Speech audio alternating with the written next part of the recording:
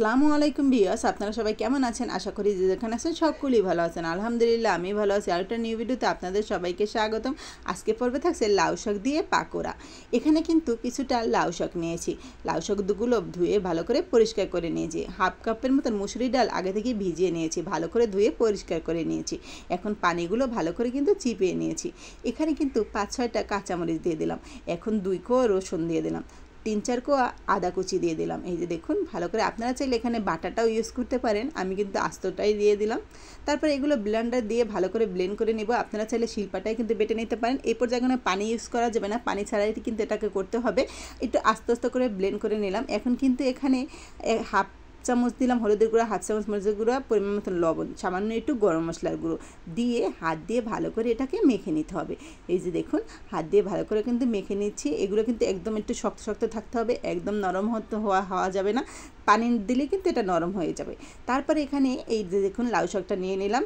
লাউ শাকটা কিন্তু উল্টো করে নিলাম। এখন অল্প এখান থেকে ডাল বাটা নিয়ে হাত দিয়ে ভালো করে লাগিয়ে নেব। এই যে দেখুন, একদম পাতলা পাতলা করে লাগিয়ে নিতে হবে, একদম মোটা করে দেওয়া যাবে না কিন্তু। এই যে দেখুন, তারপরে এই যে দেখুন, উল্টে ভালো করে দিয়ে দিলাম।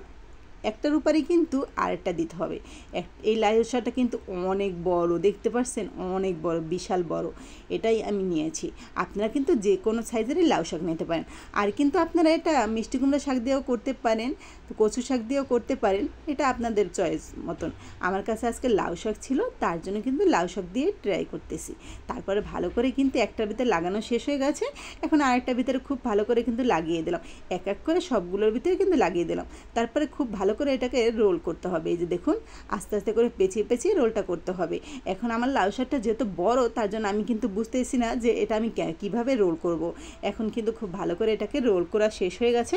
এখন একটু আমার এই আশেপাশে একটু এক্সট্রা রয়ে গেছে, তার জন্য চিন্তা করলাম এটা একটা ছুরি দিয়ে কেটে ফেলি। আপনারা চাইলে কিন্তু এটা নাও কাটতে পারেন, আমি কিন্তু এটা কেটে নিলাম।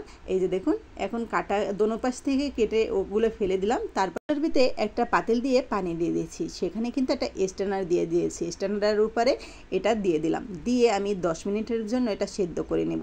একদম সেদ্ধ হয়ে গেছে, তারপর কিন্তু এটা আমি ঠান্ডা করে নিলাম। এখন একটা ছুরির সাহায্যে খুব ভালো করে এটাকে কেটে নিতে হবে।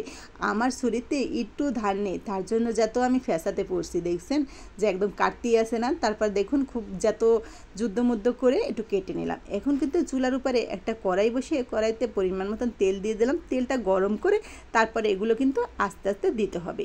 এই যে দেখুন, এই পর্যায়ে চুলার আঁচটা একদম মিডিয়াম থাকতে হবে, না হলে কিন্তু পুড়ে যাবে। মিডিয়াম আছে, খুব ভালো করে এটাকে ভেজে নিতে হবে। এক এক করে সবগুলো দিয়ে দিলাম। এক পিঠ হয়ে গেলে আর এক পিঠ কিন্তু উল্টে দিলাম। এটা কিন্তু আপনার ধারালা ছুরি দিয়ে করলে এরকম হবে না, দেখতে কিন্তু অনেক সুন্দর হবে। আমার কাছে কোনো ধারালা ছুরি ছিল না, তার জন্য কিন্তু কাটাটা খুব ভালো হয়নি। এই যে দেখুন, তারপর লাল লাল করে এগুলো ভেজে দিলাম, লাল লাল করে ভেজে নিলাম। আসলে অনেক বাচ্চারা আছে শাক খেতে চায় না, তাদেরকে যদি এরকম করে বানিয়ে দেওয়া যায় তাহলে কিন্তু খুব মজা করেই তারা খাবে। এই যে দেখুন, আমি কিন্তু আমার বাচ্চাদেরকেও এরকম করে বানিয়ে দিই, তারা কিন্তু খুব মজা করেই খায়। আজকের ভিডিওটা ভালো লাগলে লাইক, কমেন্ট, সাবস্ক্রাইব করে আমার পাশে থাকবেন। আল্লাহ।